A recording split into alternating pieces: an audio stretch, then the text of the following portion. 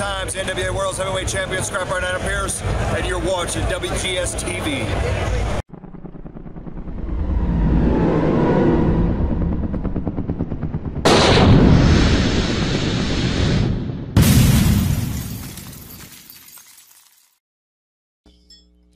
Hello everyone, welcome to another installment of WGS-TV right here on youtube.com/WrestleGamer and ZephixTV and Spreaker.com.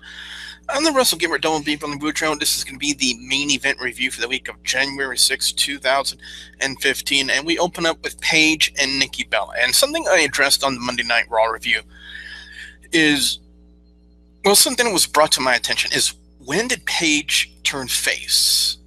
Now, and, you know, it was something I discussed in quite detail.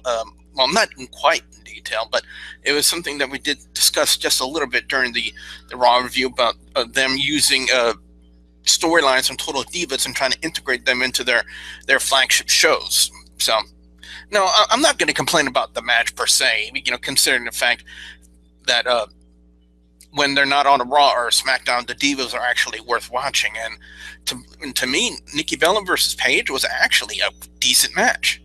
It really was. It really was decent to see. So why is it that when we see them on the WWE Network, whether it be on Main Event, Superstars, or NXT, the Diva talent is actually worth watching, and then when we see them on a Raw and SmackDown, they're utter crap? I really don't understand. I really don't understand why Vince McMahon does that. As someone's trying to, one of the little kids here is trying to pretend that she's doing her own review. I don't know why, but anyway.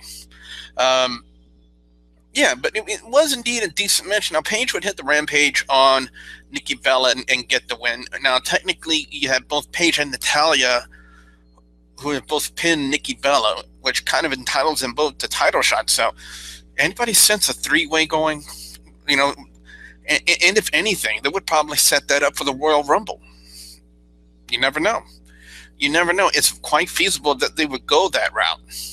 But then again, it was also good to see Paige actually being put back into the Divas main spotlight, in a sense. You know, if you have the Divas Championship on you, then you're technically in the spotlight in the Divas division, in my opinion.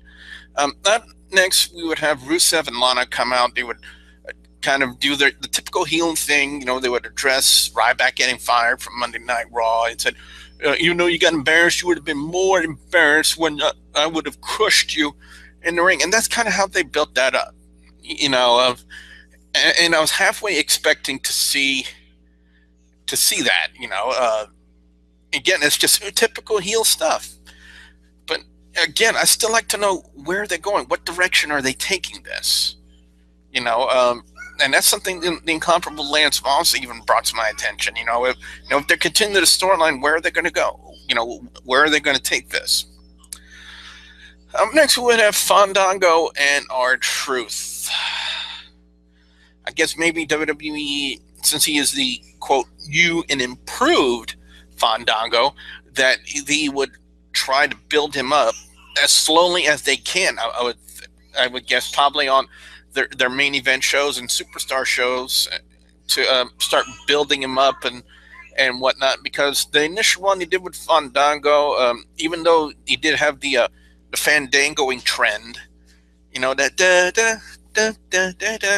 you know, but apparently WWE doesn't want to play up to the fans with that, and you know, and I think that would have made Fandango go over even more, you know, and I think that initial one could have used that, but instead they totally changed the character in a sense. You know, he's still a dancer, but now he's like this Spanish-style salsa dancer or something like that. I'm not saying that's a bad thing because he's got Rosa Mendez as a partner. But I'm just saying that, you know, what's different? He's a dancer. That's it. Fandango would hit the guillotine leg drop off the top rope on R-Truth to get the win.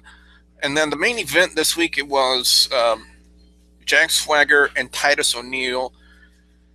Pretty straightforward match. The only thing I call shenanigans on is that spot where Swagger hits the Swagger bomb, and the referee was going to count at the 1, the 2, and then he actually stopped and allowed Titus to give Titus the time to grab the bottom rope.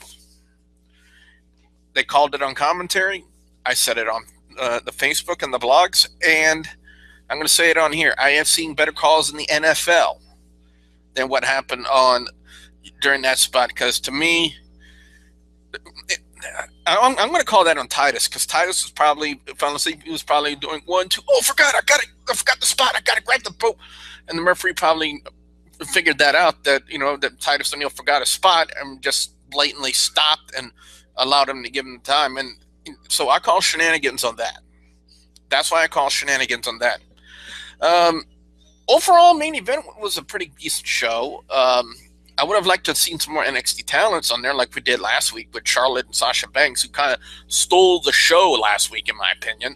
But other than that, it was still a really decent match. And surprisingly, best match of the night goes to Paige and Nikki Bella, because I thought it was a decent match. And again, it's like whenever we see the divas on WWE Network, they're actually worth watching. Whether it's main event superstars or NXT, they're actually worth watching because they actually put decent matches on the network. So why can't they do that on Raw and SmackDown? I just don't understand that. Worst match of the night. I'm going to rephrase that. Worst segment of the night. Rusev and Lana. I mean, yeah, I should have paid more attention to it, but Lana is the Ravishing Russian. I was kind of staring, but was the segment really anything different from Rusev and Lana? You know, no, because it was something we already knew that we're going to do. They're knee deep, sort of, in the angle with Rusev and Ryback. I don't know what they're going to do next, but they had him go out there and do the typical heel thing. That's not really anything different. It's not something. It's something we've already seen before. You know, put more heat on the guy. Like, he needs enough. I mean, he's technically one of the top monster heels in WWE, but again, like I said before, the only reason why I tolerate Rusev, Lana. Really. Overall, main event was better than Monday Night Raw. 3.25 out of 5. What I want to know from you guys out there, your thoughts on main event this week. What are your overall scores? What are your picks for best and worst match or segment of main event this week? Definitely want to know what you guys have to say out there. Be sure you put your comments in the comment section below.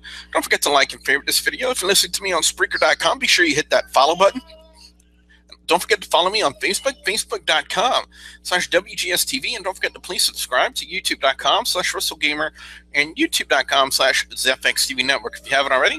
So with that being said, I'm the WrestleGamer. Woodrow saying thanks for tuning in. There's only one Grand Wizard of the KKK.